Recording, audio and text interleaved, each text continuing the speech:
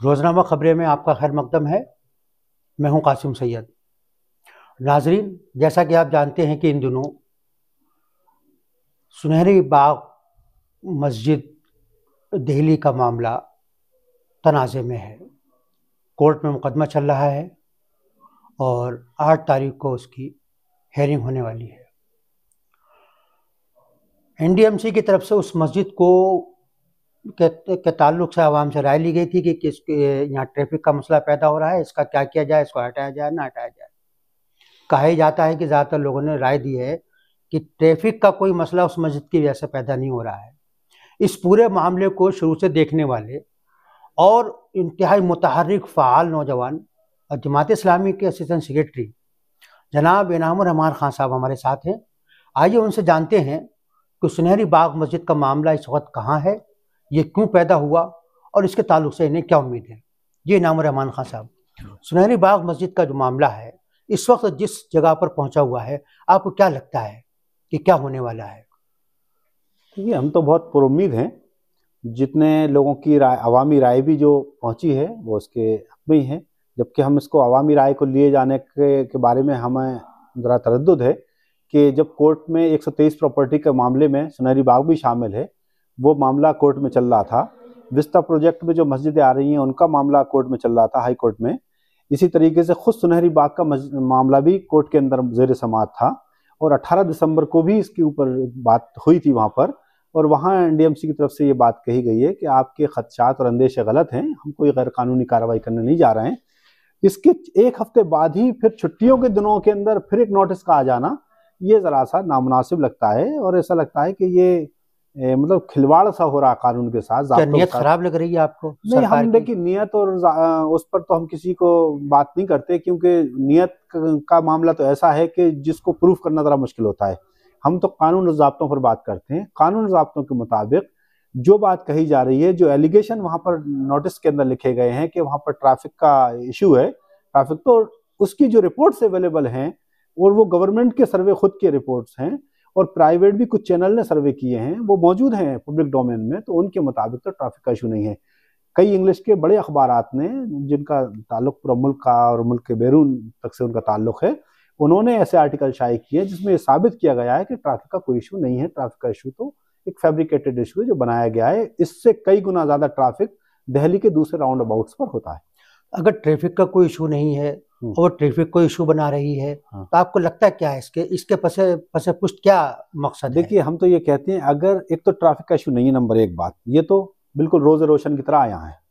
अगर ट्रैफिक का इशू हो भी, कई जगह रिलीजियस प्लेस पर या हिस्टोरिकल मोनूमेंट्स पर ज़ायरीन जाते हैं तो कई बार इशू होता भी है कई जगह, लेकिन यहाँ नहीं है। फिर मैं कहना चाह रहा हूँ यहाँ नहीं है, लेकिन कई जगह हो सकता है। कई मंदिरों के पास, खानकाहों के पास, मकबरों के पास, मस्जिदों के पास, गुरुद्वारों के पास, गिरजाओं के पास उनके मानने वाले जाते हैं, बड़ी तादाद में जाते हैं और वहाँ उनकी वजह से, उनकी गाड़ियों की वजह से कभी इशू हो सकता है, लेकिन यहाँ नहीं है। फिर मैं कह रहा हूँ, तो क्या उस ट्रैफिक के इशू की वजह से उस जगह को हटा दिया जाएगा? मसलन कल को इंडिया गेट पर बहुत लोग पहुंचने लगे और फिर एनडीएमसी या ट्रैफिक पुलिस ये कहेगी कि राय दीजिए कि इस मोनूमेंट को क्या किया जाए, कहीं रिलोकेट किया जाए, या ऐसा हो सकता है क्या? क्या पब्लिक की राय से हिस्टोरिकल मोनूमेंट या रिलीजियस मोनूमेंट को हटाया जा सकता है? तो ये अपने आप में गलत बात है। और अगर मैं कहता हूं कि मान लीजिए ट्रैफिक का इशू को भी हम मान लें, तो ऐसी जगह पर हिस्टोरिकल मोनूमेंट जिनकी तारीखी हैसियत होती है, तारीखी वर्सा होते हैं, कौमी वर्सा होते हैं, उनको हर तहजीब, हर कम्युनिटी और हर मुल्क उनको संजो कर संवार कर रखता है, उनको प्रोटेक्शन देता है, उनको उन पर एक नाज होता है, एक फ़ख्र होता है कि ये हमारे मुल्क की विरासत है। ये तो क्यों, अगर ये चीज़ें जो आप कह रहे हैं, ये तो उनके भी इल्म में होंगी कि इस मस्जिद की क्या अहमियत है। 300 साल पुरानी मस्जिद है, उसकी अपनी एक तारीख है, तो ये सब इशू नहीं है, फिर भी क्यों ऐसा करने की कोशिश की जा रही है? इसके पीछे आपको क्या लगता है? मैं ये जानना चाह रहा हूँ। नहीं, अब देखिए, इंतजामिया का तो काम ये है कि उसको जिस तरह की चीज़ें आ रही हैं वो कानून और ज़ाब्ते के हिसाब से काम करे, तो इंतजामिया तो अपने हिसाब से काम करेगी।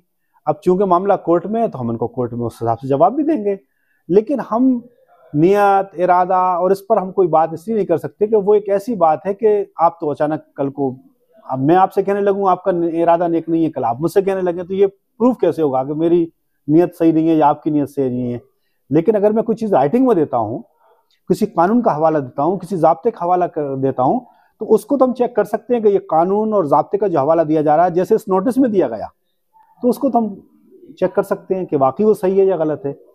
मसलन इंक्रोचमेंट की बात उसमें कहीं ना कहीं है, तो इंक्रोच नहीं है कोई जगह, क्योंकि ये मस्जिद उस रोड बनने से पहले मौजूद थी, वो राउंड अबाउट के अंदर मौजूद थी।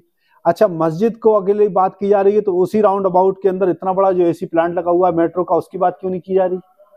नहीं, फिर लुटियन जोन जब बन रहा था, फिर वो तो एक उन्होंने भी उसको कायम रखा। बिल्कुल, देखिए ये खुद अपने आप में बात है कि जबकि ब्रिटिश दौर हुकूमत था, तो उन्होंने अगर चाहते तो उनका इक़्तिदार था, चाहते तो वो जब उन्होंने बस्तियों को और आबादियों को हटाया था, वो मसाजिद को भी हटा सकते थे, और कुछ और भी रिलीजियस प्लेसेस थे, मज़ारें थी, मंदिर भी हैं, सुना है कोई गुरुद्वारा वगैरह भी है वहाँ पर, गिरजाघर भी एक आधे, तो उनको भी हटा सकते थे।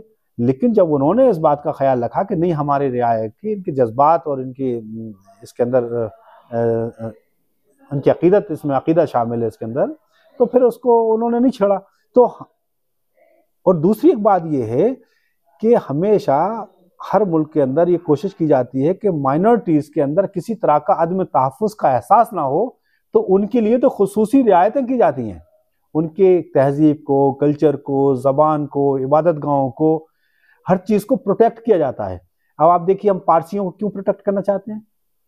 पारसियों के बारे में जियो पारसी बाकायदा एक स्कीम है गवर्नमेंट की, उनकी तादाद घट रही है, गवर्नमेंट को फिक्र है उसकी, हर चीज़ पे उनकी फिक्र है, और भी हम उनको देखते हैं बौद्धों के लिए खास। अच्छा, एक बात है, आपने जैसा कहा कि जो 123 वक्फ जायदादें हैं, उनका को स्टेटस बरकरार रखने की हिदायत है, लेकिन हम ये देखते हैं कि जो जायदादें उसके अंदर शामिल हैं, तो उनको भी या तो उनको मिसमार किया जा रहा है, जैसे अभी मामू भांजे की दरगाह और उनकी कब्रों को मिसमार किया गया, वो भी 123 में शामिल थी। तो सरकार अगर चाहे तो कोई ना कोई बहाना करके मिसमार कर सकती है। तो आपको ये डर नहीं लगता कि सुनहरी माँ मस्जिद के साथ भी, कि आप किसी सुबह को उठें और आपको लगे कि मस्जिद वहाँ से हटा दी गई है या मिसमार कर दी गई है? अब देखिए, अगर कानून का और इख्तिदार का हुकूमतें अगर गलत इस्तेमाल करना चाहें या बेजा इस्तेमाल करना चाहें, तो वो करने को तो वो कर सकती हैं, लेकिन किसी भी डेमोक्रेसी में ये बात बहुत नामुनासिब होगी, नापसंदीदा होगी, हर कोई आज इसको पसंद नहीं करेगा कि इस तरह से कानून और ज़ाब्तों से ऊपर उठकर हुकूमत इक़दाम करें, तो ये बात तो मुनासिब नहीं है।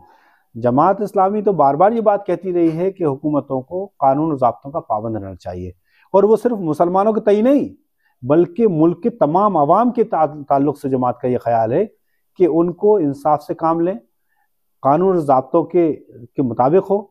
ये जो बीच में बुलडोर कल्चर बहुत आम हो गया था, जमात ने उसमें गैर मुस्लिमों के घर भी मिसमार हुए थे, उन्होंने कहा कि इस तरह की चीज़ें नहीं होना चाहिए, ये जो ये एक अलग तरह का इंसाफ का एक अलग पैमाना या अलग तरीका इख्तियार कर लिया गया है, वो मुनासिब नहीं। तो क्या आपको ये लगता है कि आपको सुनहरी बाग मस्जिद की लड़ाई आखिर तक लड़नी पड़ेगी, मामला सुप्रीम कोर्ट तक भी जा सकता है, या ये इसी सतह पर हल हो जाएगा? नहीं नहीं, हम समझते हैं कि इतना बड़ा इशू नहीं है, और ना इसको हम कोई बहुत बड़ा इशू बनाना भी नहीं चाहते, और हमें उम्मीद ये है कि ये मामला कोर्ट में है, कोर्ट सुनेगा और समझेगा, और इंशाल्लाह। मतलब आपको लगता है कि ये कानूनी सतह पर हल हो जाएगा? बिल्कुल बिल्कुल, हमें इसमें अवामी तहरीक चलाने की कोई तहरीक, कोई एजिटेशन, कोई जरूरत इंशाल्लाह पेश नहीं आएगी, और हर चीज़ को इसको पोलराइज करना या इसको पोलिटिसाइज करना, ये सब बातें मुनासिब नहीं है। एक कानूनी लड़ाई है, कानून के तरीके से इंशाल्लाह इसका हल निकलेगा। ये थे इनामुर रहमान साहब, जो जमात के असिस्टेंट सेक्रेटरी हैं और औकाफ के मामलात को देखते हैं। उनको ये उम्मीद है कि कानून की सतह पर और कोर्ट के अंदर हम इस मसले को हल कर लेंगे, और इसके लिए अवामी तहरीक चलाने की कोई ज़रूरत नहीं होगी। उम्मीद है कि उनकी ये उम्मीद बावर साबित होगी और मामले को पुरसुकून तरीके से हल कर लिया जाएगा। आज के लिए बस इतना ही।